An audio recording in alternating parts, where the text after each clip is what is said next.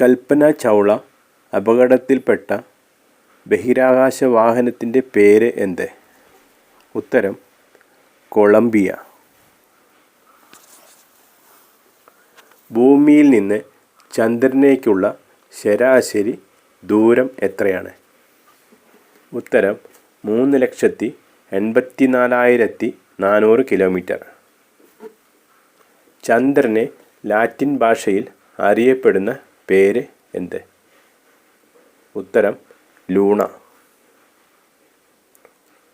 ചന്ദ്രനിൽ ഏറ്റവും കൂടുതലായി കാണുന്ന ലോഹം ഏത്?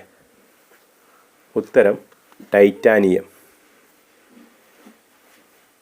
ചന്ദ്രനിലെ ഗർത്തങ്ങൾ ആരാണ് കണ്ടെത്തിയത്? ഉത്തരം ഗലീലിയോ.